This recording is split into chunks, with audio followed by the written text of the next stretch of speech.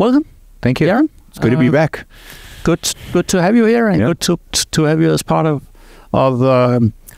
Samfundstanker, or social thought. So perhaps the most direct translation. So we are filming this with a live audience, and that means that if we're going to take questions at some time. If you want to ask a question, please raise your hand and wait for the mic.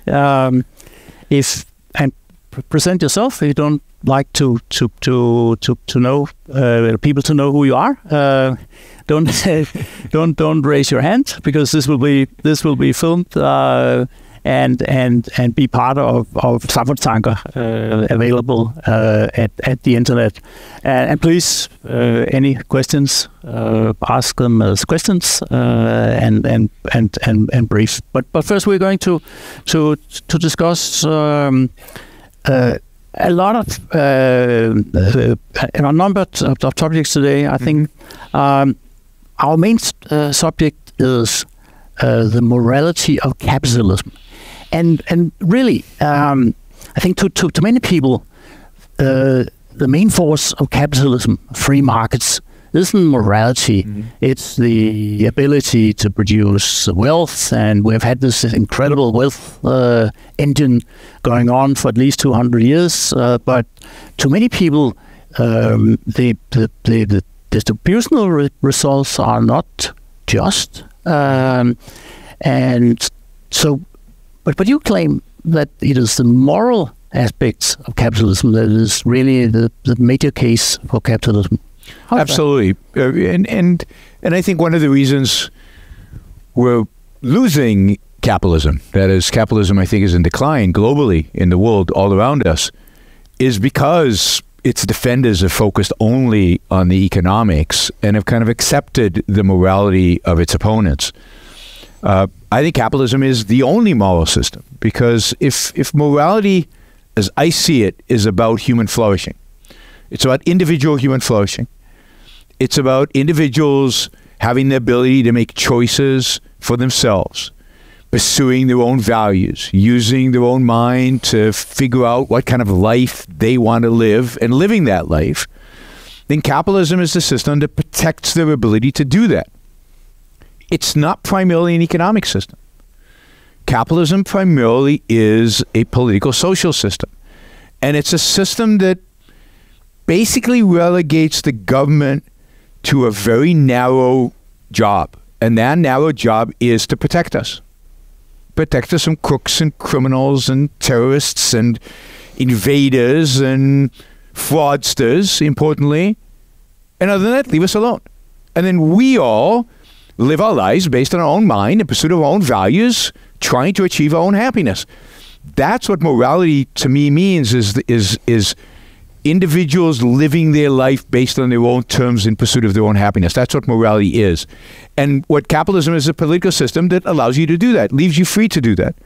Every other political system wants to impose on you certain values, certain standards, tell you what you should or shouldn't be doing with your life, and whose happiness you should be pursuing.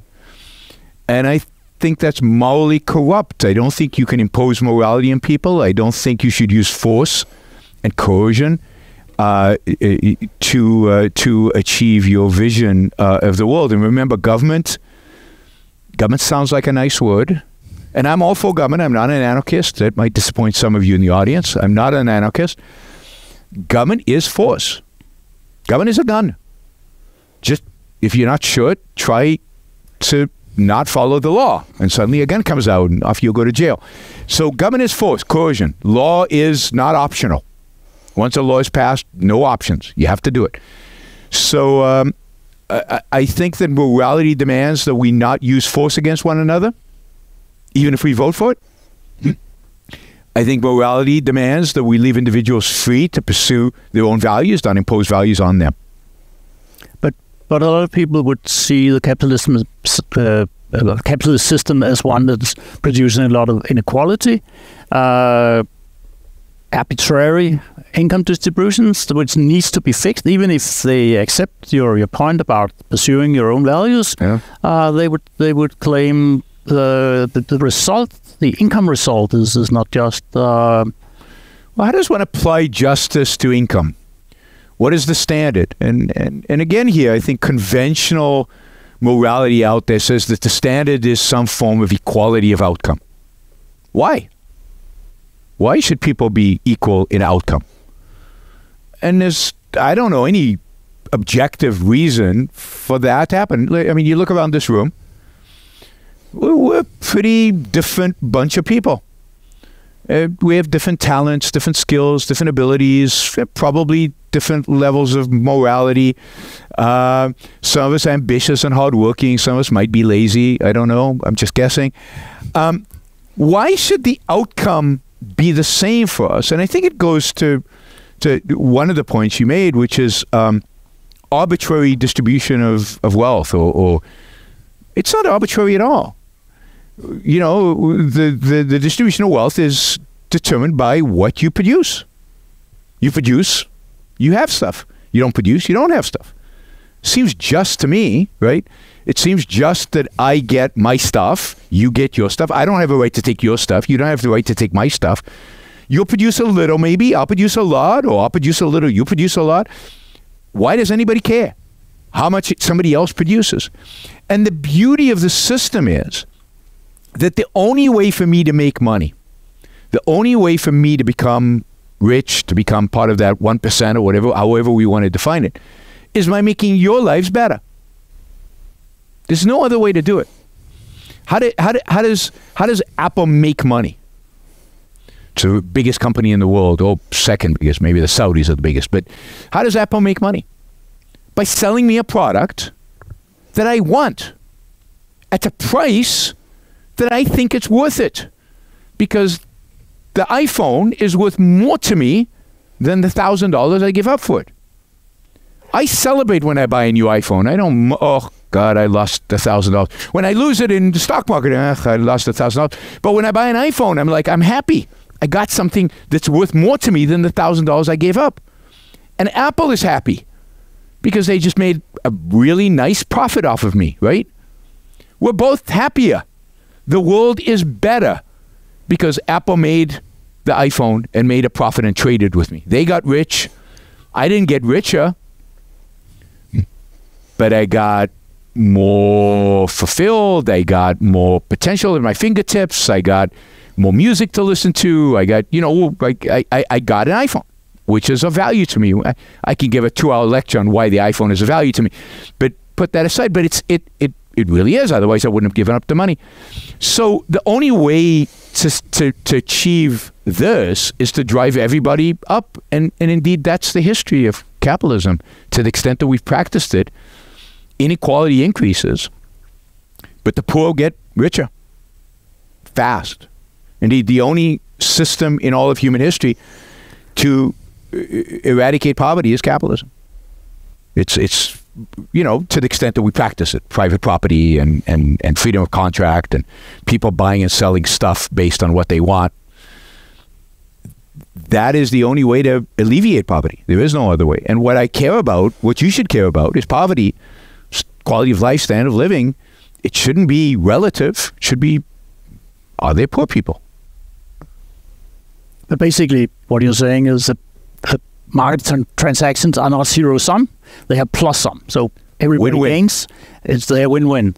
How is it that so many people see the market and other interactions as zero-sum? Is there a good explanation of this? I think economics professors have done a very bad job explaining it. I think our politicians have an incentive to present it as zero-sum because they want to play us off of each other. And I think that, unfortunately, thinking is an achievement, and a lot of people never achieve it. And the reality is there are a lot of people out there who don't think. We want to think well of our fellow man, but a lot of people just don't engage in it. They have the capacity. Everybody has the capacity. But all they have is there's a perceptual level that human beings have, that all animals have. We see what's happening. And what we see is iPhone $1,000. And we think the two equivalent, and then we see Apple getting richer, and I didn't get richer because the value I got from the iPhone is, you could argue, spiritual. It's not material. Right? The whole, how Piketty measures, Piketty is the French economist who wrote the book about, think about how he measures inequality, right? He measures inequality by looking at my bank account, right? I have X amount of money in my bank account. Apple has a lot more money in their bank account, so they're richer than me. And every time I buy an iPhone, I get poorer, according to Piketty and according to most economists, because my bank account goes down by $1,000.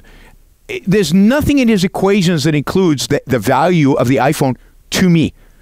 What we call in economics consumer surplus is not captured in it. So I just look like I keep consuming stuff and getting poorer, and the manufacturers keep getting richer. But that's bizarre. And I'll give you my favorite example for this is because, I don't know, there are not that many young people here, but how many of you have read Harry Potter? I mean, a few of you have read, well, actually, some of the older people have read Harry Potter. That's good. I mean, Harry Potter is terrible because Harry Potter led to J.K. Rowling becoming a billionaire, and I became much poorer because of Harry Potter. I don't know about you, but I had to buy 3 copies of every book because both my sons wanted one, and I had to buy one for myself. And then there were rides in the theme parks, and there, what were they, 7, 9, 12 movies that we had to go see all of them. I spent like $3,000 on Harry Potter. I got poorer by $3,000. J.K. Rowling became a billionaire. That's not fair. And Piketty would say inequality exploded. She went from a welfare recipient to a billionaire. How horrible is that? And I got poor. And that seems like zero sum, because a lot of us got poor because we all bought the books. But how do we measure as economists, and this is the challenge that we have, how do we measure the satisfaction of reading your children a book, or watching your kids in this day and age actually read a book, or going to the movies with your kids, or doing all that? How do you measure that? There's no measure. But that's the win on my side. The win is the spiritual satisfaction of reading Harry Potter. And she won as well. Good for J.K. Rowling. I mean, that's wonderful. So we have a challenge of explaining that because it's not perceptual. The benefit I get, and this is why I think Harry Potter example is a good example, because everybody's read it and understands the value they got, but they never think of it in terms of economics. But it's all part of it. And Piketty and those economists pull one over on us because they show us statistics, which is missing the most important feature. What I got out of all the stuff that I've bought. I have, if you buy artwork and you get enormous spiritual value artwork, you got poorer, I tell you. And you go, well, no, not really. Not if you count my spiritual well-being. And so the whole inequality debate is bogus. There is no issue. There's no problem. There's no reason to discuss it. We need to explain the basic economics and how, as people get wealthier, and if we are participating, and it's important, because participating means we're working, we're producing something, then we all get richer. At different speeds. But why do you care about how fast somebody else gets rich? So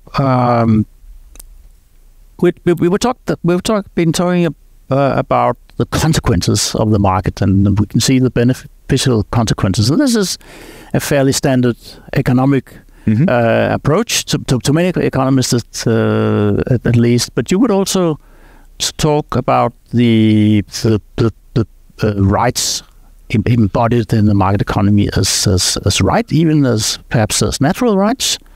And would you start that from that point, or would you start from the simple benefit of making mutual exchanges, as we've been talking about? In my view, you have to do both, and it's not so much important that where you start. It's that you cover it all. And at the end of the day, we all say there's a benefit to these transactions, and we're all better off. But better off by what standard? Right? If you hold a morality or a conception of society that says everybody has to be equal, then we're not better off because we're unequal. Now, you should then question the morality of why should we all be equal. I don't know. I have no idea why we should all be equal. I've never heard an explanation philosophically why we should all have equal outcomes. So, so philosophy is going to drive what the objective function is, right? What am I striving towards? Right now, in the United States, for example, take a very controversial issue, right? There are people who say it's not about even equality of outcome. It's about penalizing people whose forefathers had advantages and benefiting people whose forefathers had disadvantages. So if you're white, you have to be disadvantaged because you once oppressed black people and you had an advantage, and now we have to give them an advantage, so why? I didn't oppress anybody. Why am I a victim, right? Why should I be oppressed now? But it's not an individualistic approach. It's a collectivistic approach throughout history, a tribalistic approach. So that's the level at which we need to challenge it. Is tribalism good? Is collectivism good? And if we're for individualism, individual rights, property rights, then are individual rights and individualism good? And if we can't make the argument that individualism is good, that individual rights is good, then we can make the economic arguments, and we're brilliant at that. I mean, we're really good at that. And even there it's hard, right, as we illustrated a minute ago. But then they'll just tell us the objective function is different. Their goal is different. And we have to... So my view is that the liberty movement, the free market movement has failed to make the more fundamental argument about individualism, about individual rights, about the morality of pursuing your own happiness, about self-interest. And this is the great contribution of Ayn Rand. I think Ayn Rand's real contribution to the movement and to the debate and to the discussion is as a philosopher talking about self-interest, which is at the heart of every capitalist transaction. Individualism and individual rights as really the key concepts politically in how you form a government and how you create a proper moral government of defending the rights of individuals. So until we realize that the individual is really it's what matters, it's morally the only unit that is relevant, we're going to have a hard time. If we buy into collectivism, we will lose. So how important are ideas? How important is it that people understand this idea in particular, or that they understand the ideas behind the market order in general, perhaps in a consequentialist way, compared to institutions, for instance? Do we have any? Yeah, I mean, I think it's all about ideas, because I think at the end of the day, our institutions are a reflection of the ideas that we have, and not the other way around. Now, there's a symbiotic relationship. If you have bad institutions, it's harder to get the ideas into a culture. And part of getting the ideas into a culture is to build the right institutions that reinforce. But it starts with ideas. And it ends with ideas. That's true on the bad side as well. That is the antagonists of freedom and free markets, I think, also starts with ideas. And you can see that in history. You can see how history is being shaped by ideas. There's Ayn Rand had this notion that, in a sense, civilization has been, or the history of the West has basically been a struggle between two philosophers, two sets of ideas, and that's Plato and Aristotle. And that you can map out pretty much all of the West's ups and downs from Greece till today by who is more dominant, who is more influential. I mean, Plato basically says, you live in a cave, you don't really see reality, can't be really responsible for yourself.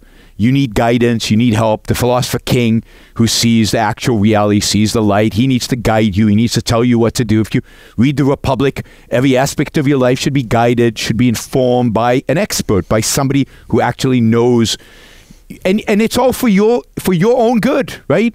Because you're just not able to take care of yourself. This is Plato. And think about life in Europe before the Enlightenment.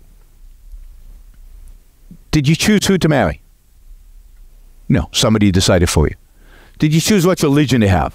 Pretty much not. You were born into religion, you stuck with it, that was it, right? And dare you not question that, you're in big trouble. right? I mean, big trouble. Do you make big new discoveries to change? Well, no. I mean, because you got to get a permission. The authorities, again, you need them to sign off, because you don't want to change. You know, they are the authorities, the Palasa kings, however you define them. Did you choose your profession? No, you did what your dad did, or again, you had to get permission from somebody. It was a permission society. Everything had to be by permission of, call them philosopher kings. And what the Enlightenment is, this revolution, it says, no. I mean, in that sense, it's an Aristotelian revolution. It says, no. Every individual has the capacity to reason. We all can take care of ourselves. We have a mind. And the entity that reasons is the individual. There's no group consciousness. We don't reason as a collective. All that matters is the individual. And therefore, if the individual can reason, it can understand the world out there. If truth does not rely on ancient books and authorities, but on observation and science, then we don't need ancient books and authorities. We get to decide what's true. We get to decide what career to pursue. We get to decide who to marry. We get to decide who our political leaders are. Freedom. Or political freedom. And that's the revolution. That's the West. That's what the West is. The West is Aristotelian in that sense. It's about the individual's capacity to think for himself, to take care of himself, and therefore he has the political right to be free to do so. That's the West. And every other force out there that's trying to collectivize us, trying to make reason subservient, trying to enforce authority on us is, in that sense, anti-Western. And belongs to Plato, and we should reject Plato. So it's ideas, and then we build. Just to finish that, we build institutions to reflect that. So in the Enlightenment, you know, the American founders start with, what do the American founders start with? They start with ideas, and then they build institutions to perpetuate those ideas. So today in America, we still have those institutions, somewhat, kinda, not exactly, but the institutions were so good that they started with that even though today nobody understands, including justices in the Supreme Court and all our politicians, every single one of them, not a single one of them understand the founders and understand what they intended by creating these institutions, they still do a decent job. Not a great job, but a decent job, even though nobody gets it. Because the institutions perpetuate the ideas. But you have to have some ideas in order to build the institutions. And I think America is a good example because they start with ideas. And the Enlightenment generally is a good example because the Enlightenment is all about ideas. But especially being both an Israeli originally and now an American citizens, isn't it striking to you how important a constitution can be? I mean, there's a lot of conflicts, political conflict in the U.S. It seems to be reduced by institutions, whereas in Israel, as I understand it, there's no constitution. Yep. There's been a huge conflict between the various levels of government. So I agree completely. I mean, constitution is incredibly important. Institutions are important, but the right institutions don't get created unless you have the right ideas. So in America, as I said, the founders had the right ideas, created the right institutions. Now we no longer have those ideas. The institutions keep us going. We still are relatively free because of the institutions. Israel doesn't have a constitution. But why doesn't it have a constitution? Because it never had the ideas. Israel was a mishmash created by disparate people with various ideas who came together not over an ideological vision for the future, but over an ethnic, you could argue, self-defense necessity. Jews were being killed, still are, everywhere, and the sense was, and this is, if you go back to the founder of Zionism, Herzl, his sense, he was an assimilated Jew from Vienna, completely assimilated, didn't consider himself Jewish until the Dreyfus trial. And then Dreyfus trial was a famous trial of a French colonel, I think, who was tried for treason, but it was all driven by anti-Semitism. Herzl observed that, said, we'll never be safe. Jews will never be safe in Europe, even though I don't consider myself a Jew. They consider me one. We need our own place. And when the British offered Uganda to the Jews, Herzl voted for it. He wasn't even attached to any particular land. He just wanted a place where Jews could protect themselves because everybody hates them. So that was the vision of Israel. Now, if you have an ethnocentric state, what institutions do you build? And, you know, the one institution you build is maybe a right of return, right, which Israel has. But you don't know how to build a constitution, because what principles? The founders of Israel, Ben Gurion and the other founders of Israel, basically were former communists who had moderated to be just regular socialists, but committed ones, real socialists. And they had to team up with religious political parties, just like they do today, because they represented an important constituency. And with a nationalist right wing, you know, and they had to somehow, the socialists and the religionists, the socialists were atheists. Ben Gurion was an atheist. And they had to team up with the religionists and the nationalists somehow. How could you write a constitution? And indeed, they recognized that they couldn't write a constitution early on, and they muddled through it. Israel still, in terms of judiciary and in terms of the system of government and everything else, still muddles through, and it's a tragedy. But in that sense, America is very unique. America is the only country in history created around an idea. Most countries just are there. But America was created with a particular idea in mind and a particular system of government, a particular constitution. Later on, countries created constitutions, but they weren't created around an institution or an idea.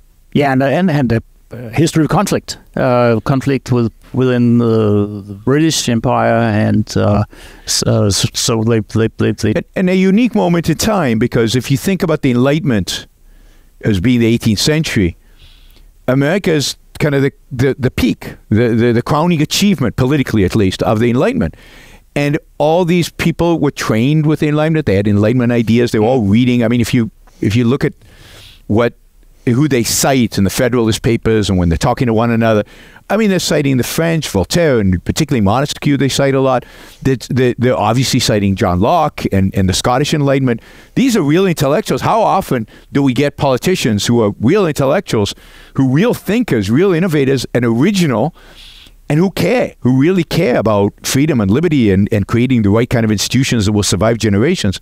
So here you had a very unique point in history. And it's why I think there's a sense in which everybody should celebrate kind of American independence, because everybody's benefited from that unique combination, because those ideas spread then to the rest of the world, and a lot of other countries emulated to one extent or another the ideas and therefore the institutions of the United States. But Israel would have been worse off if it had tried to start out writing a constitution. Could it make sense? It's sort of starting out a new country.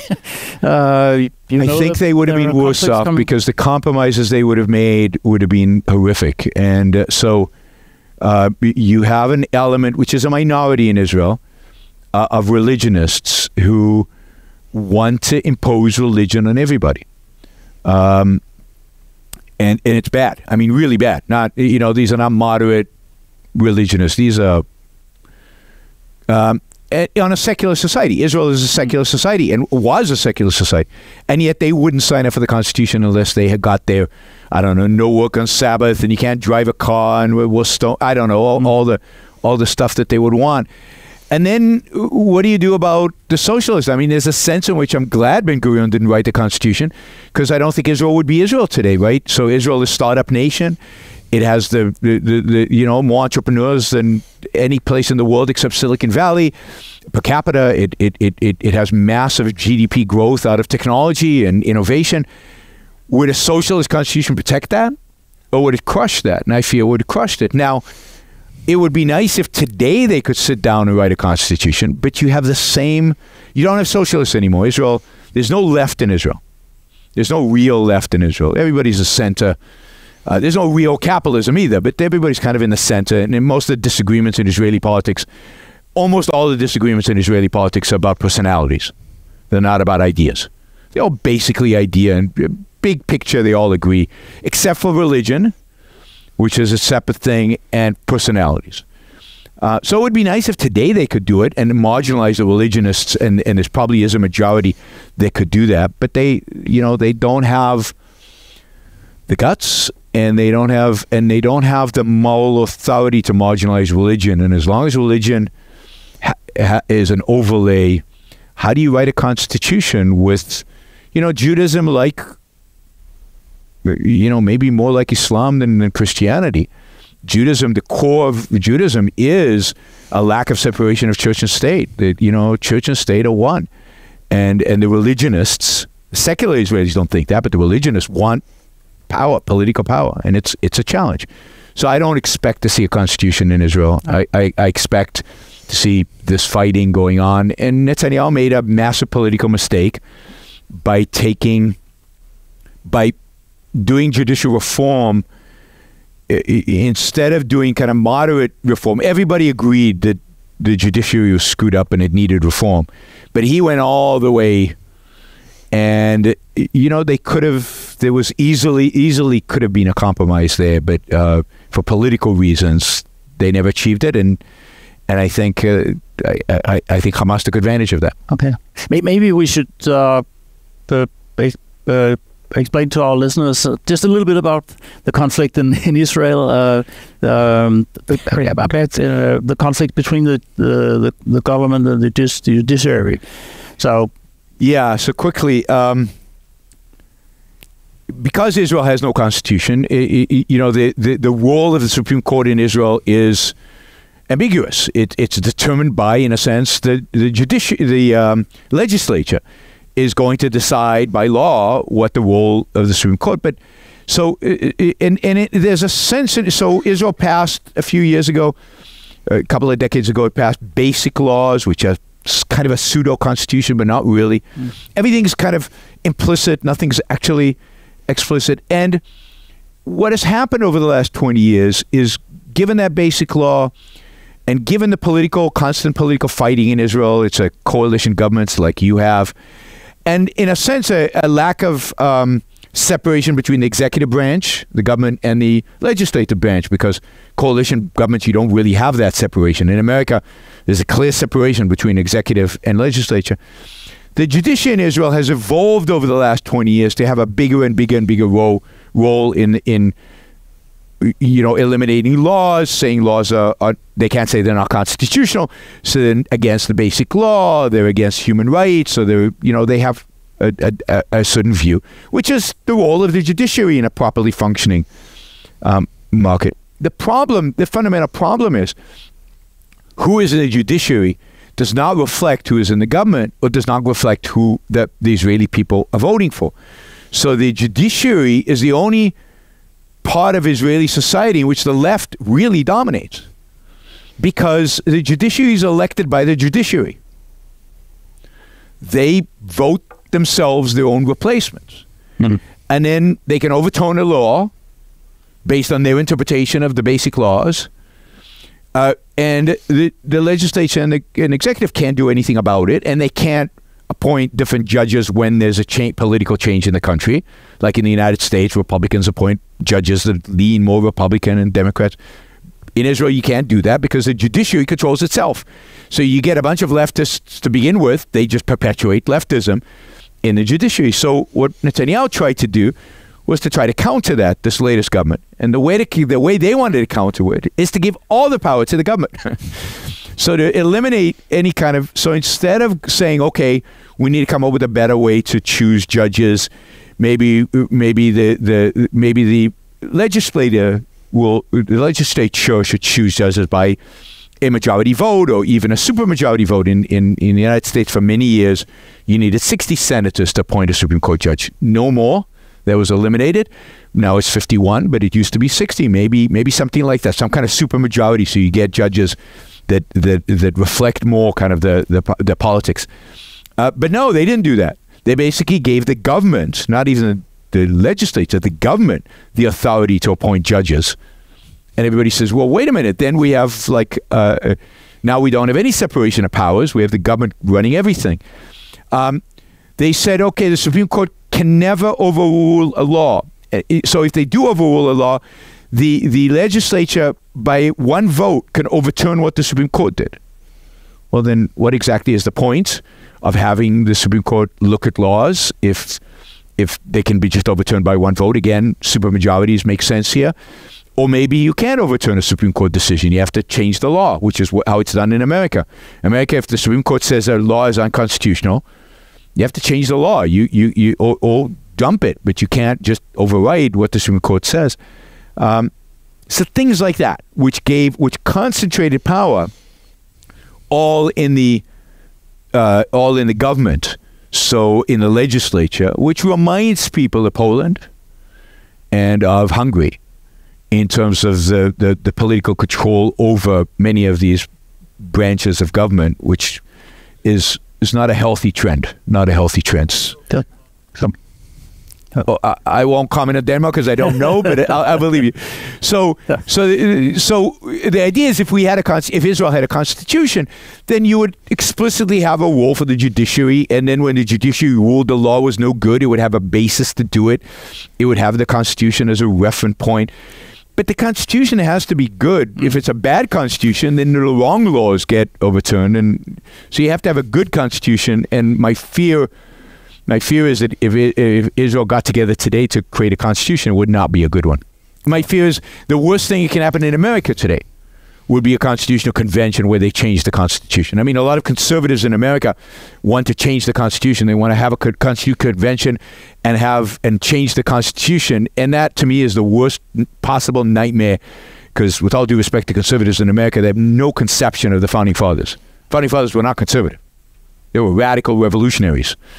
So the new Constitution would be a lot worse than the old one. I think, unfortunately, that would be true for Denmark as well. Yes. There's some talk about rewriting our constitution to have rights for the environment and climate and so on written into the constitution. Doesn't the European Constitution have 320 rights or something like that? It's absurd. And I mean, rights are really, really important concept, and there really is only one right. There's one right, and that is a right to your life. And what that means is that you have the freedom to live your life based on your judgment, in pursuit of your values, to achieve your goals. And basically, as long as you don't use coercion, fraud on other people, none of anybody's business what you do.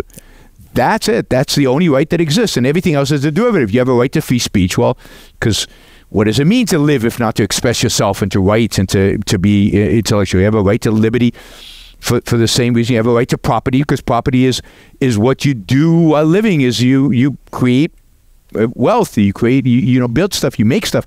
It's yours because you did it. But it all derives from the right to life, that one right. And this proliferation of rights is absurd. You said that Hamas used the opportunity. Could you briefly go into to your view on the present crisis in Israel? I very much think that Hamas timed this because they did it when they did it for a number of reasons. One is Israel has seen the biggest divisions within Israel and the biggest conflict internally in its history. I mean, these demonstrations were massive. A lot of Israelis were saying, we're not going to, if the reserves call us, we're not going, right? Unheard of in Israel, right? Israel's a country where people are super patriotic and would always go. So there was a real tear in Israeli society, and it was clearly Israel was weak. It was weak at that point. I think second, there was a lot of conflict, artificial conflict, created by this government in the West Bank. There was probably unnecessary, but that it was created there, which had caused the government to move a lot of its troops to the West Bank. And in a sense, leave the Gazan border relatively unprotected. So a lot of those troops were in the West Bank and not easily available. And third, by all accounts, Israel was about to sign a peace deal with Saudi Arabia. Now, this is a big deal, right? I mean, I have doubts about these peace deals, but from the context of geopolitics, this is a big deal. Saudi Arabia is a big supporter of Hamas, always has been, financially in every other sense, morally certainly. Saudi Arabia is the Holy Land in the sense that Mecca and Medina are in Saudi Arabia. It is the guardian of the holy sites. For them to cut the deal with a Jewish state in the Middle East is horrific and devastating to the Islamists of the world. And people forget Hamas is not just a political entity. Hamas is part of a widespread Islamic jihadist movement. It's religious. It's fundamentalist.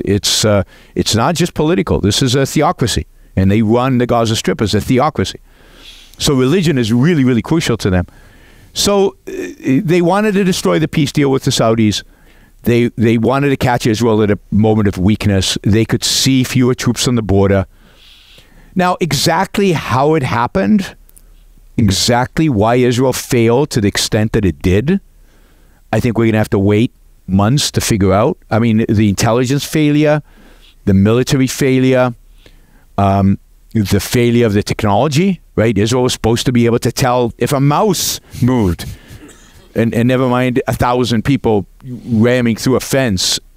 The logistics failure on Israel's side of not getting troops in time to the places, all of that, there'll be commissions, they'll talk about that for years. Biggest military, political failure, intelligence failure in Israel's history. It makes the Yom Kippur War seem like like nothing in comparison to the magnitude of this failure.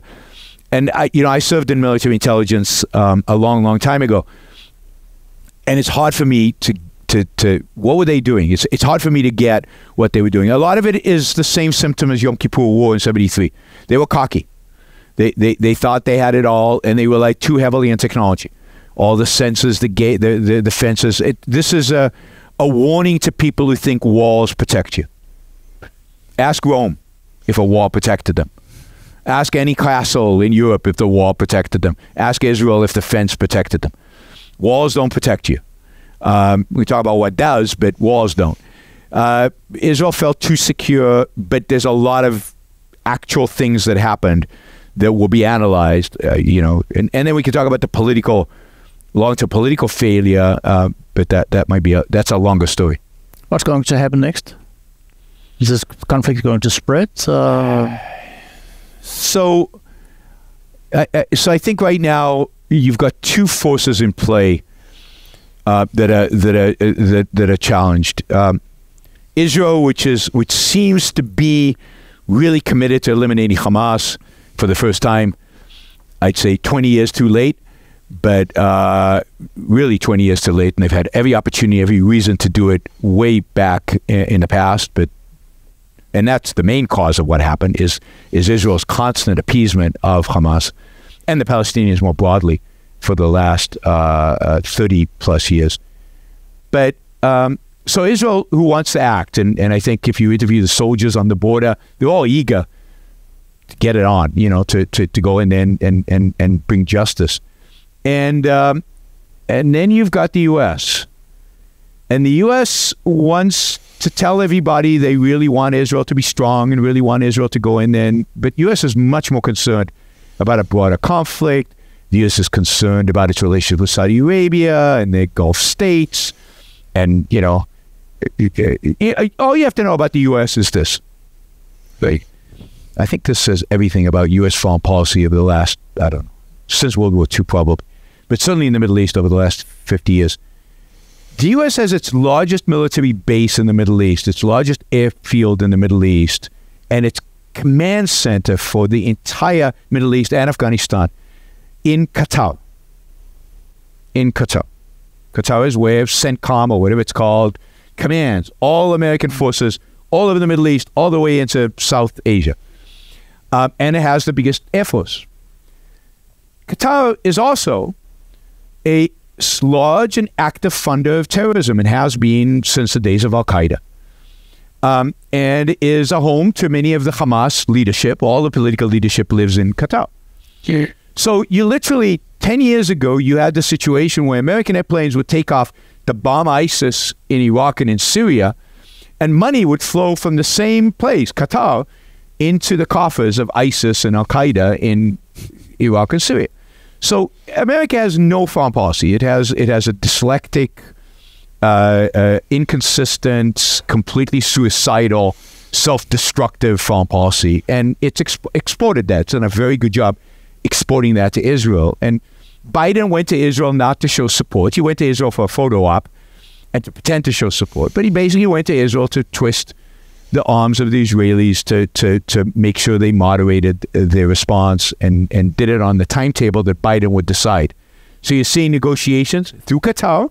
Qatar is negotiating with Hamas because they have the relationship after all, and the Americans to free the hostages. Hamas will free some hostages. They will show goodwill because they will play the good guys. They will do all that. They won't release all of them because it's too big of a card they have. They'll release some, and they'll pretend to be good guys. The United States will delay Israel and delay Israel and delay Israel. The more they delay, the harder this is going to get, because the more prepared Hamas will be, the more prepared Iran will be, the more prepared Hezbollah will be. And then the question will be, will Hezbollah and Iran join in? I think the Americans, the one thing they might do right, although I'm not sure it's right, but is they're going to cut a deal with Hezbollah and Iran not to join, and then in exchange for reining in the Israelis. So I think this will end like every other of these kind of crises over the last 30 years. Israel will go in, it'll show force, it'll flex muscle, it'll do a few things, it'll kill Hamas leadership, it'll do stuff like that. Nothing will fundamentally change on the ground. And then Israel will retreat, leave Gaza, and 5 years from now, 10 years from now, we'll have the same conversation about what do we do about Hamas and what are we going to do about Gaza, and why isn't Israel's going to be tough this time. This time they'll do it. Whereas, I know nobody asked me, but I'll tell you anyway. In my view, this is a great opportunity for the United States to correct its mistakes that it's been made in the Middle East over the last 20-something years. This is since 1979, so it's 50 years. And this is the opportunity to deal with the Iranians, to deal with them harshly, to deal with them properly. And there's enough now civilian population in Iran which is upset at the regime. I don't know how much you follow the gold revolution in Iran, which is, I think, one of the most, one of the courageous and exciting things to watch. People really caring about their freedom and willing. There was just a girl, one of them was just killed yesterday, I think, because she didn't wear the hijab, and they haven't released the video yet, but it looks like these nuts killed her. Anyway, there's a rising demand within the Iranian population. So I don't actually think it would be that hard to support them to overthrow the current regime, and that would change the Middle East forever, really. And Iran is the problem of the Middle East. It always has been. It was before 9/11. It was after 9/11. It was, it started this whole Islamist movement, really, in some of its modern formation. As long as Iran exists in its current regime and its current form, there will be no peace in the Middle East. So it's an opportunity for the United States to take care of Iran. It's an opportunity for Israel to take care of Hezbollah and Hamas. And I wish they would just get it done, because the longer they wait, the harder it's going to be in the future. Let's talk a little bit about the U.S. In your book, I think it was 10 years ago it came out. It's the Free Market Revolution. Yep. You had some hope for the Tea Party movement to become a force of spreading good ideas about freedom and capitalism and so on. You also have some reservations about it in the book, as I recall it. And how do you see it now? What's playing out in the U.S. Now? What's going to happen in the next election and then on? Well, the reservations turn out to be more insightful than the hope with regard to the Tea Party. The Tea Party, if you were involved at all with the Tea Party in the U.S., it had an energy, it had an excitement to it. They had the right slogans. They had the right high-level kind of ideas without any grounding, without any understanding, without any real commitment. And So they would do things like, we want smaller government, and then you would see people with signs saying, keep your hands off of my Medicare. Right? Medicare is the largest welfare program in the United States. It's a massive redistribution of wealth. So they wanted that, but they wanted to shrink government somehow. Medicare will also become by far the largest program, the U.S. government, far bigger than defense. It'll be the bigger. It already is very close, but it's going to be the largest spending program. So they had no real clue, but they had this spirit about them, and that's the excitement. That's what I think they had. The spirit of I think harkening back to kind of American individualism. Get your hands off me, but without any content. And the hope was that some of us who tried could give them the content and help educate them but it couldn't be done, and at least we couldn't do it. We failed, and partially it was because it was a superficial movement. It was an emotional movement, not a movement of ideas, not a movement of reason. It was also, and not to insult people in the room, it was also a movement of older people. It was not a movement of youth. And revolutions are activities of young people. You want to change the world, you got to get young people into the streets. You're not going to get it by getting us older people into the streets. We can educate, we can help, we can advise, we can assist, but the revolution has to happen with young people. And I think the left understands that better than any of us, and has forever. So it was too old, and therefore they were fixed in their ways, and they couldn't think outside the box, and they couldn't expand their horizons. And then finally, they were too religious, and they were captured by the religious right in the U.S. Much more solidly than anything. Some of us free market types were trying to get to them. And so basically what happened they elected some people. I mean, you probably know, I don't know, Marco Rubio and Ted Cruz and a few others that they thought were going to change America. And compromises, middle of the roaders at the end of the day when it comes to what's important, I think, to many of us. And so they were disheartened by that. They were disheartened by the fact that Obama, who they hated, they despised Obama. He won in 2012, which was a shock to them. It shouldn't have been, but it was a shock to them. And they kind of fizzled away and focused almost all their energy on anger and frustration. So they became almost overwhelmingly just angry and frustrated. And this was just the perfect mix for Donald Trump. I mean, it just set it up for him. And I think Trump's real capacity, because he's not very smart and he's not very able, right? But the real capacity he has is he's a great marketer. He gets his audience and he knows what to pitch them. He knows what to sell them. And he got a sense that this was the state of America, more so than any of us, I think, how angry Americans were. And he offered them what every tin-pot authoritarian offers an angry audience. Yeah, he's tin-pot. Fear. Remember carnage in the streets of America?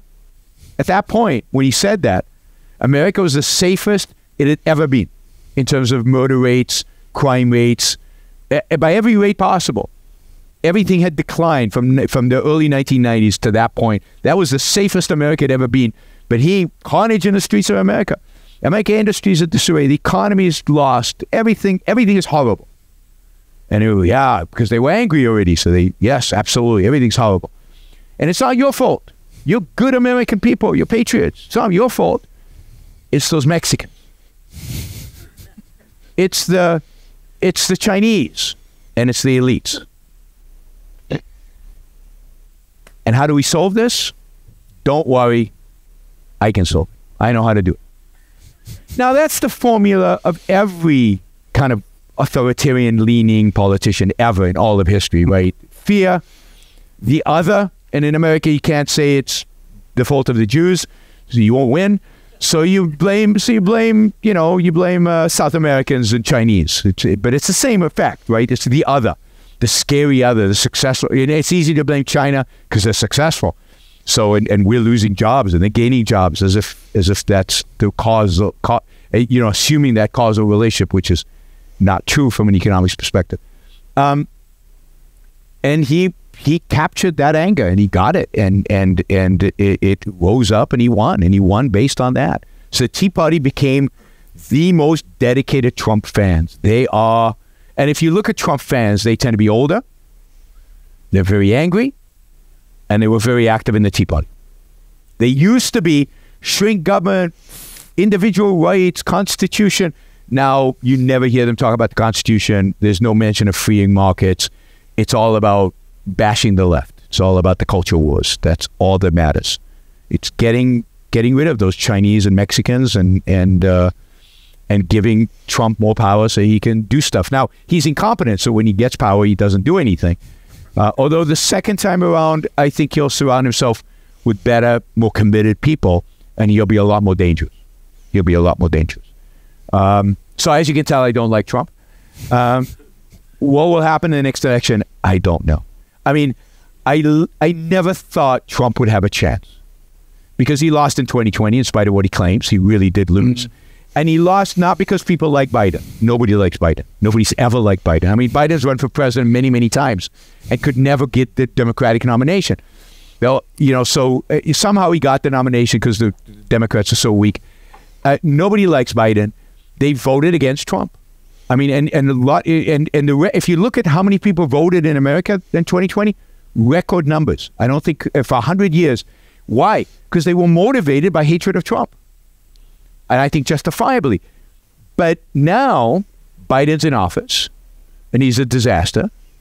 And he it's obvious that he's too old. It's obvious he is. Now, granted, Biden was never very sharp, right? He always used to talk all over the place. But now he's really rambling and he really can't keep track of stuff. And the economy, by some measures, is doing well, but people don't feel, because inflation is as you probably know, inflation is something people really feel. So even if they make a little bit more money because wages are going up, they still feel like they're worse off because, so they don't track real wages, right? They don't track the stats. They track their pocketbook. People don't like Biden, and they kind of remember that when Trump was around, things were kind of good. I don't think because of him, but they were kind of good.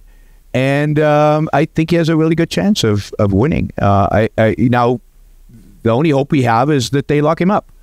I think he deserves to be locked up, but I don't know that he will be. We'll see. It's going to be, the next year is going to be the most interesting and fraught with horror American politics has ever had. It's never been this crazy. Because he's literally got 4 lawsuits, 3 of which he could land up in jail. One of them is a civil case, but the other 3 are criminal lawsuits. And all 3, there's reasonable reason to think he's guilty. All of them. And we'll see. But it's also reasonable reason to think that the left is using this politically. Okay. But, of course, the right has used it politically, too. Courts have been used in America politically for a long time. Just ask Rudolph Giuliani. He was brilliant at it in the 1980s, using the courts for politics. So, it's going to be an interesting year. I would like to see one of the other Republicans be the candidate. I think anybody could beat Biden.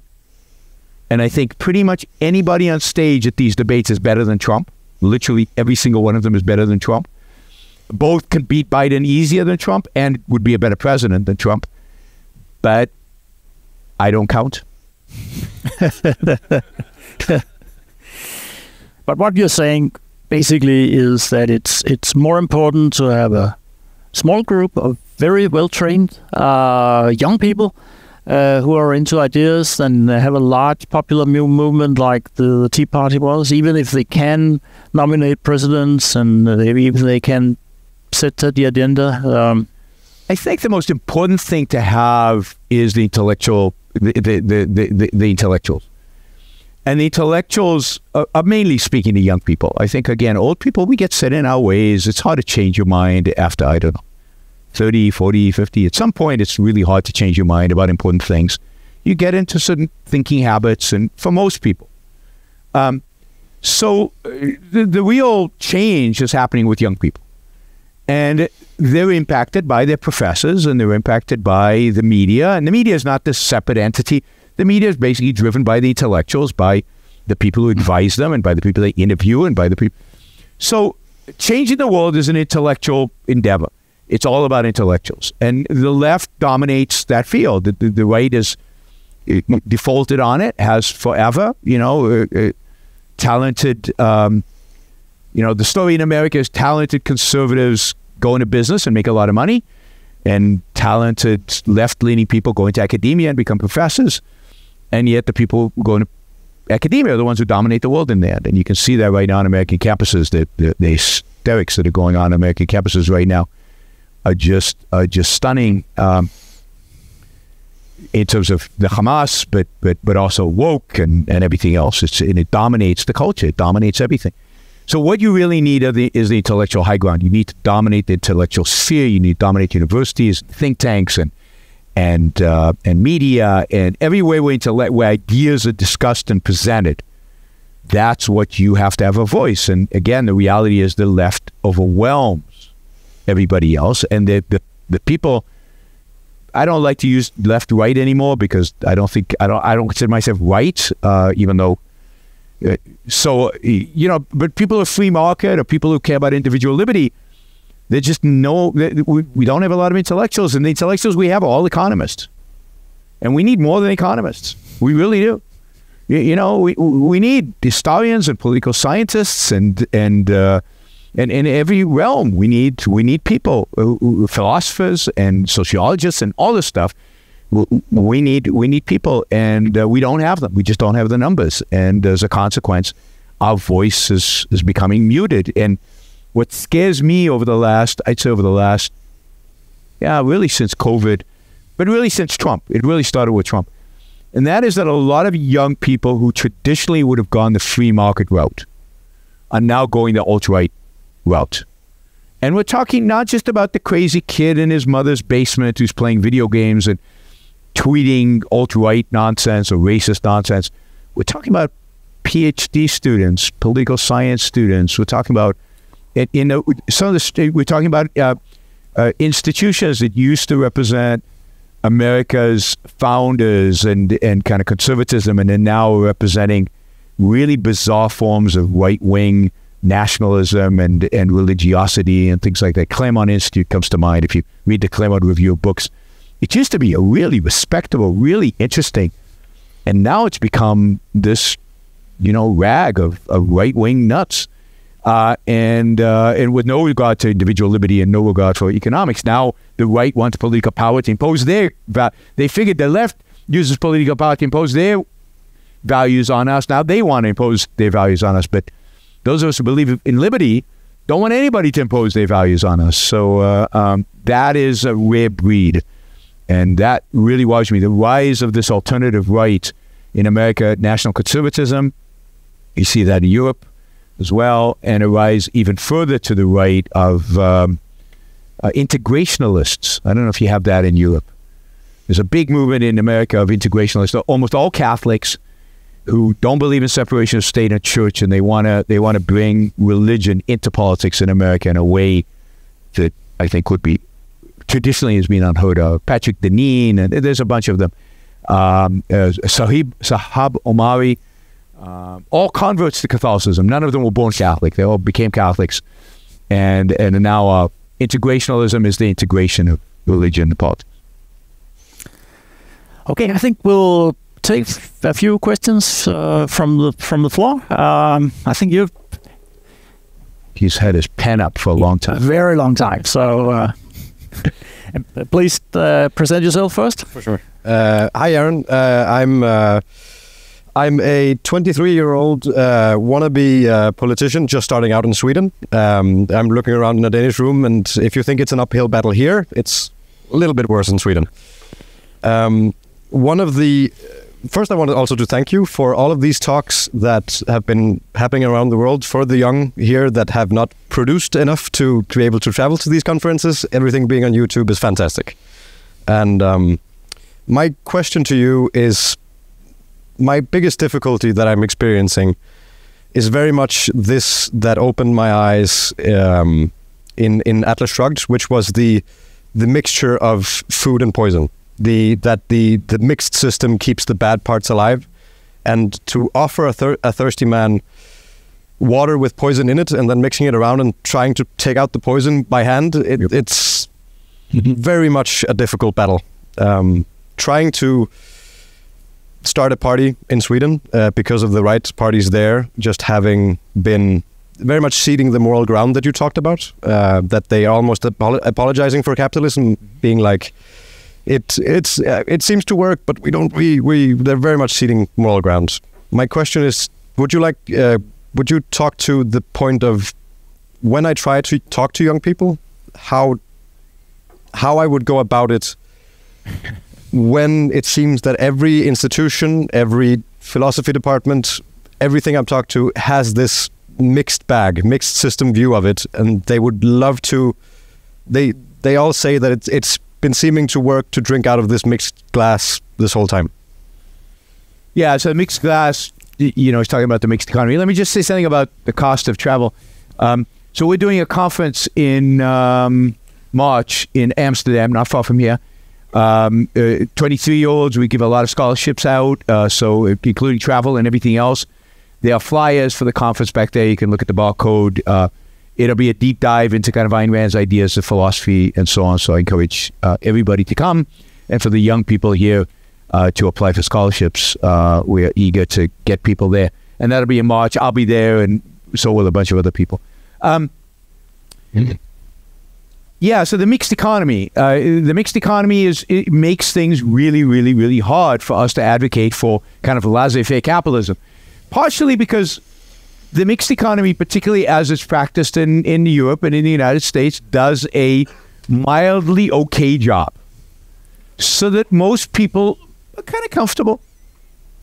And why be radical if you're comfortable? I mean, you're asking them to change the world and to advocate for something everybody's going to hate them for, and to take a risk, because there's always risk in something new, and they're comfortable. And so it's a challenge. It's a challenge to say, let's get rid of all the regulations. Well, but things are running. They could be 1,000 times better. Oh yeah, right. That's your imagination, right? You'd think they get it, because the examples are kind of obvious and we get it and it's not that hard, but it's very, very difficult for most people to engage with radical ideas, particularly from a point of comfort. That's why I think a lot of these radical ideas are more popular in places that don't have it so good. I found Eastern Europe, particularly in the past, much more open to these ideas because they remembered communism and it wasn't that good there. Or South America, they've tried everything. Fascism, communism, mixed everything, and nothing works. So they're open to something new. What the hell? Why not try it? And you'll see there's a candidate in Argentina who's this libertarian, little nuts, but he's got this platform that's amazing, right? And he's likely to win. It'll be the first time a libertarian gets to run a country. Now, he doesn't have the parliament with him, so it's going to be difficult to pass the kind of legislation he needs. But why is he winning in Argentina? Because Argentina is a libertarian country? No. He's winning in Argentina because Argentinians are so fed up with everything, they're willing to take a huge gamble on some crazy nut who yells in the radio. I don't know if you've seen this guy. He yells, he screams, he swears. I mean, he's one of these radio personalities, these shock personalities. But taking a step back. So I don't have any particular advice in terms of what to say to people other than everything that I say, right? My talks and all of that. But I would say this, and this is not meant to discourage you, but maybe it is. It's way too soon for politics. It's just you're bashing your head against a brick wall. The culture's not ready for this. I'm a pretty charismatic guy. I can go up on a stage and get people excited and so on. People always ask me in America, why did you run for president? Because I'd lose in a landslide. It wouldn't even be close. Because nobody wants what we have to. It's not that we don't market ourselves well. It's not that we don't have a charismatic enough leader. It's not that we're not funny. It's not that we don't. If only we had short videos. I get told by donors, short videos. If you had a few short videos, the world would change. It doesn't work like that. This is real work, and it's going to take time. And most of the work is in the trenches, in a sense of trying to change the culture, which means trying to change the way people think. And the only way to do that is one person at a time, one individual at a time. And it takes a long time. It takes work. And you need a lot of people. So the intellectual work, and politics can serve that as an educational platform if that's how you view it, rather than as I have to get, because once you start focusing on getting the votes, you'll see how you'll start smoothing the edges and making it appear less radical and being more friendly. And I know you've had some parties here in Denmark that have done that, and they haven't lasted in terms of real change and real reform, because they can't. So hard work. I have a question here. No, Yaron Brook. Hello, Yaron. Hi. What are your thoughts about the Danish society? It's a little bit leftist leaning, in my view. They are proud on paying taxes and, going after the environment. What are your thoughts? Yeah, I mean, I think Danish society is pretty typical of in that sense in Europe and in much of what we call the West, because the left has the moral high ground. It has the moral high ground. It has the intellectual high ground. It has the political high ground. And whatever right there is always playing defense. It's not playing offense. The right has no vision. The right has no idea. And to the extent that they have a vision, it's scary. So the right has no real vision. It has no solutions that are appealing, that are interesting, that are particularly to young people. I mean, Denmark is a product of its intellectuals, a product of the history of that intellectual movement. And look, it's not like there have been a lot of intellectuals on our side. There have been a lot of good economists on our side. But other than economists, how many intellectuals have been on our side, on the side of, again, individual liberty and laissez-faire capitalism? Not many. Ayn Rand being one, and Ayn Rand is super controversial. And even when people read her, they often don't understand her. And but I think her ideas are crucial to this battle. I don't think we, to the extent that we all share a goal, can win without her, because she's the one who challenges these fundamental beliefs that need to be challenged, that the left relies on.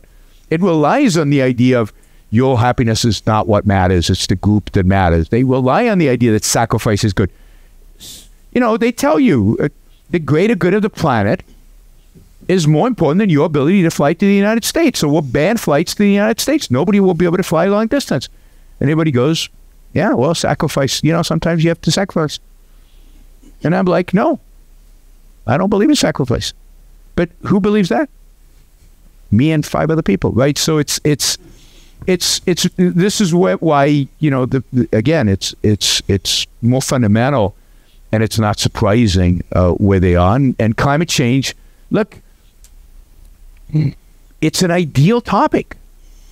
It's got all the trappings of religion, every single trapping of religion, and you can gain power and you can get control. Who came up with this? Genius, right? Of everything. Now, so even if it's happening, or let's assume it's happening, the catastrophizing of it is just perfect if you want to take control of people and capture their imagination. I mean, you couldn't have invented Greta. I mean, she's a work of marketing genius, and she's articulate just in the right way as to get people excited. She appeals to idealism, right?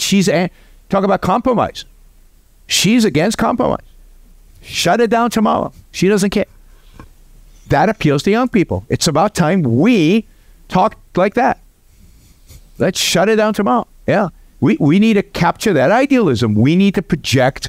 This is the thing that we have not done well. And again, I think why Ayn Rand is liked, because she, among some of us, because of the novels. The novels project an ideal.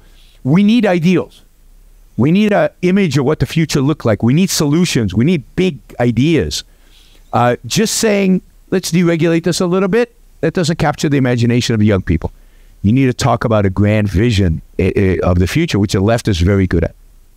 And it goes back to Marx, who had this beautiful utopia. It never told us how we get there or how many tens of millions of people you have to kill in order to get there. But they all remember the utopia where it's a beautiful thing. You do exactly what you want. All your material needs are taken care of. How it happens, how it works, blank out. But you've got that ideal. We need something like that. Mm-hmm. Thank you. My name is Mads Strange. I'm a political advisor for the Danish party Liberal Alliance, and I'm also a candidate myself for next year's election to the European Parliament. So one of the intellectual ideas that has been very influential in the last couple of years is, wokeness or leftist identity politics. Yeah. How do you think Ayn Rand would approach wokeness if she was alive today? And a quick follow-up question. Is it your assessment that we'll see more or less wokeness in the next 10 years? I mean, she would be horrified by it. I mean, much of it makes... You know how a lot of people read Atlas Shrugged and they say, well, this is a caricature. Nobody talks like this.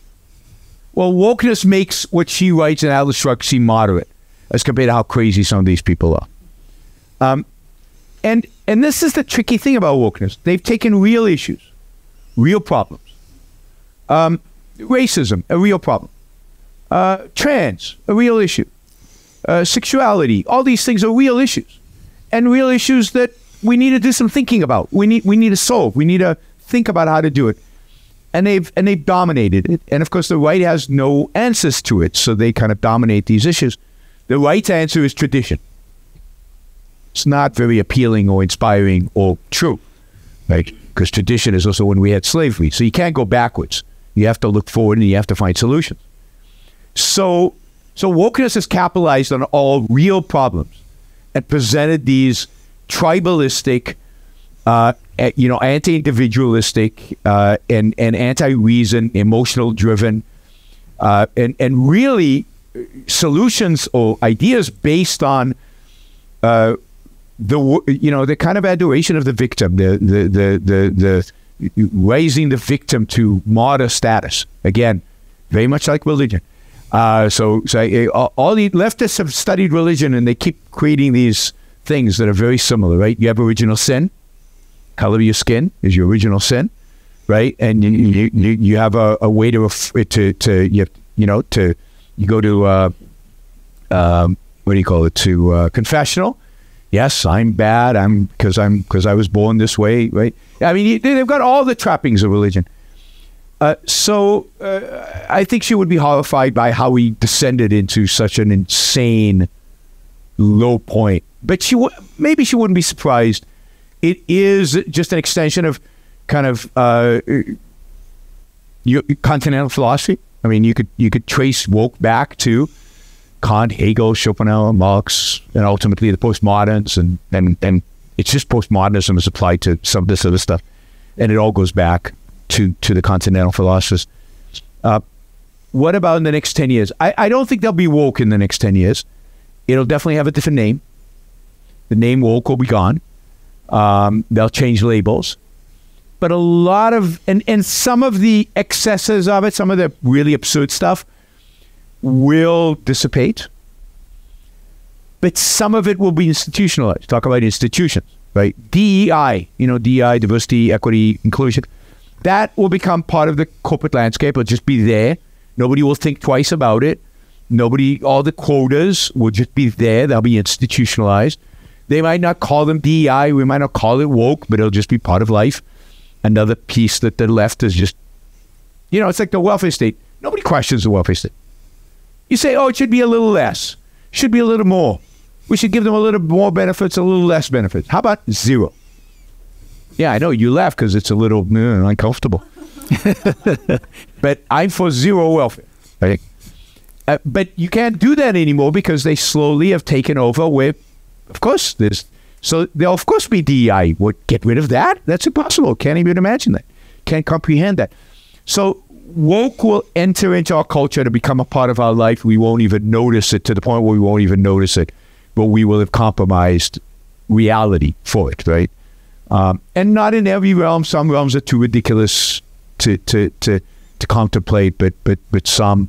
And it'll happen differently in different countries. Certainly America will continue to be at the forefront of these wonderful evolutionary journeys.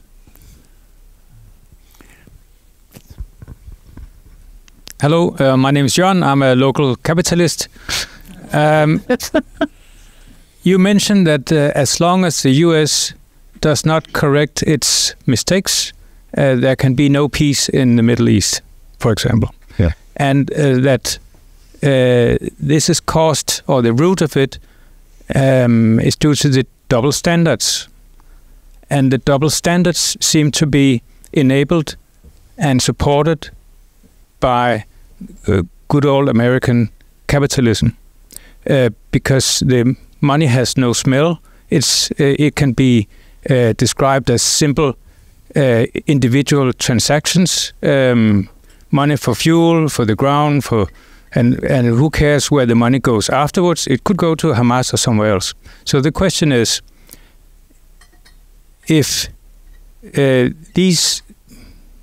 capitalism is unable to correct itself by enabling and supporting double standards, are we doomed to eternal war in the Middle East? So I disagree with some of your assumptions there, and I certainly disagree with what we're dealing with is capitalism here. I don't think we have capitalism in the world. There is no capitalism. We have mixed economies. We have state intervention in everything. We have state controls of everything. And the one thing governments are supposed to do, protect us, they don't do. So you can't blame this on capitalism because there is no capitalism. The current system is a fraud. It's corrupt. It's a disaster on every front. And we're experiencing some of the consequences of that. But don't blame capitalism. And I certainly wouldn't blame money because I don't think it's driven by money. I don't think money drives this. I think cowardice drives it. I think power drives it. Money is the least problem, right? So what at the core is going on? Well, start with the fact that America just has no foreign policy. It has no foreign policy. It doesn't know what it's doing. It's floundering in the world and has been floundering in the world since the end of World War II. It went on some kind of, couple of anti-communist wars in Korea and in Vietnam. Why? Nobody can tell you. Nobody can explain how America landed up in Vietnam. It was a French war. It wasn't an American war. And yet somehow they landed up there. And it's not about money because America lost much more money than it gained. Nobody benefited from the Vietnam War. A few weapons manufacturers. But in the total, in terms of who won and who lost, their gain is tiny as compared to all the losses in other industries and other professions and other parts of the U.S. economy. War is a lose-lose proposition. Nobody wins in a war. Not economically, not money-wise. If money ruled the world, there would be no wars. It went into a war in Vietnam, and then, it was attacked in 9/11. And its embassy got taken in 1979 in Iran, right? 50 Americans were held hostage. I don't know if you remember this, 4th of November, 1979. Americans get held hostage in the U.S. Embassy in Tehran. What does America do? Nothing. Cowards. Right? That's an act of war. That's an act of war. It should have resulted in immediate military response. Your job as a government is to protect the lives of your citizens. America didn't do that. And then Ayatollah Khomeini, this is relevant for Denmark, right? Ayatollah Khomeini then issues a fatwa in 1980-something, I think, against Salman Rushdie. And against free speech. We believe in free speech. Yeah, Rushdie wrote a book. And his publishers attacked in the United States. Stores that carry Salman Rushdie's books are firebombed. What does the U.S. president say? You really shouldn't write books that are anti-religion. And in Iran, you shouldn't do that anymore. Defending individual rights of Americans. And you just go on and on and on. Like the government's not doing what it's supposed to do to protect us. And then you get the Danish cartoons and you couldn't show the Danish cartoons. Nobody had the courage to show the cartoons in America because the government wouldn't protect them. They didn't protect the publishers In the Salman Rushdie case, by the way, Salman Rushdie was attacked recently and almost died. You know, and there's no, you know, there's an origin for this. There's a cause for this, and we won't deal with the cause. And we won't even talk about it. So 9/11 happens, and what does America do? It goes to Afghanistan. It tries to build them democracy. I mean, you get killed, so you bring democracy to the world, as if democracy could just be landed like this. It wasn't about money. It was about a fantasy that a bunch of intellectuals in Washington had, that they could go there and they could build governments and institutions. This is my other thing.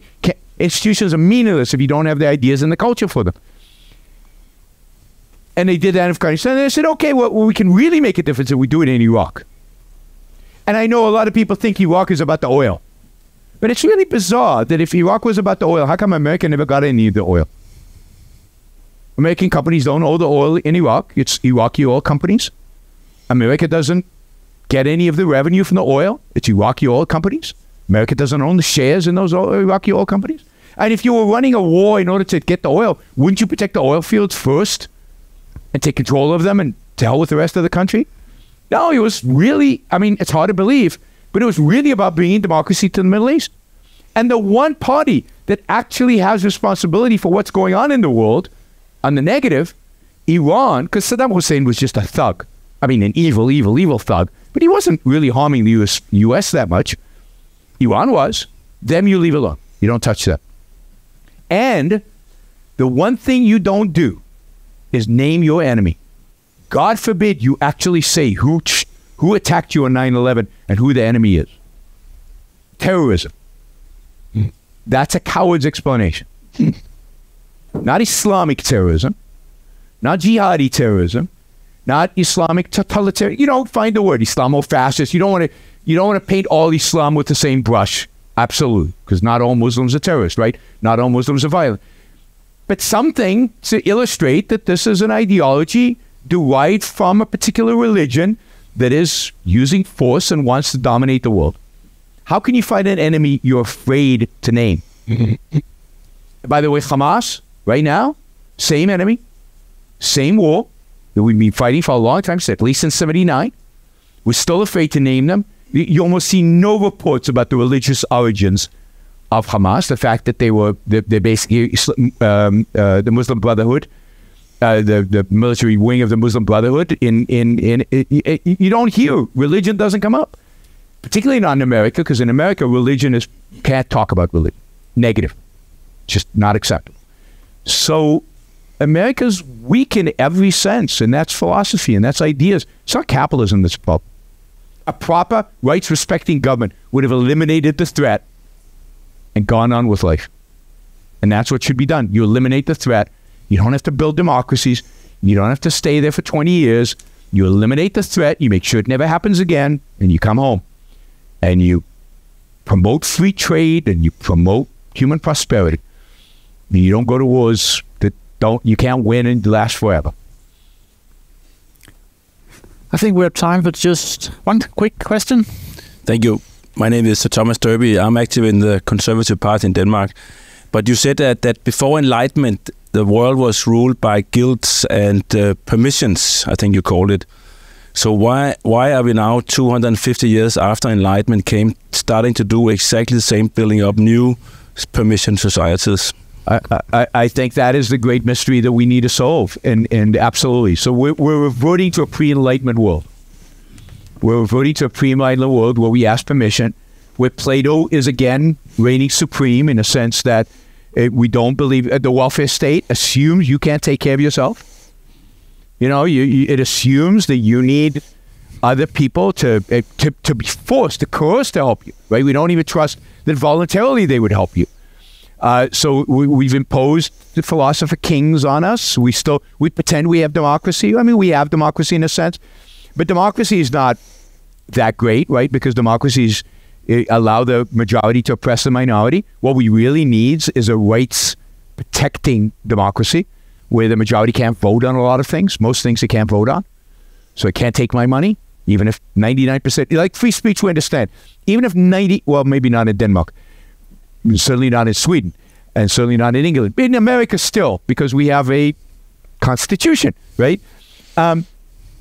Everybody understands in America that even if 99% of Americans vote to silence me, the Supreme Court will say unconstitutional. Can't do it. The same should be true of our economic liberties and our social liberties and everything else. Democracy should only apply to very, very narrow things. But for that, what we need today is to resurrect the spirit of the Enlightenment, the spirit of individualism and of reason, and not the kind of, so a lot of conservatives criticize reason as saying, well, didn't the Soviets use reason to oppress any scientific socialism? No, that wasn't reason. No, reason is something attached to reality, and really where you evaluate what works and what doesn't, facts, evidence, logic. No, that was just their attempt to again, very similar to a form of religion, communism is. So what we need is to resurrect the idea of reason and a proper respect for the individual and his right to his own life, and a proper respect for freedom and capitalism. And that means a resurrection of the Enlightenment. We need to bring back the teaching of the Enlightenment thinkers, primarily the Anglo-Saxon thinkers. They were the dominant ones, and I would like to see Ayn Rand be in that mix, because I think she is the inheritor of that intellectual tradition. She's the continuation of that intellectual tradition, and I think she completes it in some sense. So those are the kind of if the battle right now, whether we acknowledge it or not, the battle right now in the world is between the Enlightenment and the anti-Enlightenment. It's between the Enlightenment and the pre-Enlightenment, and the good is the Enlightenment, and the more positive trends in our world today. Technology, innovation, those are all products of Enlightenment thinking. A new Enlightenment. What a great note to end on. Yaron Brooks, thanks. My pleasure. Thanks for having me.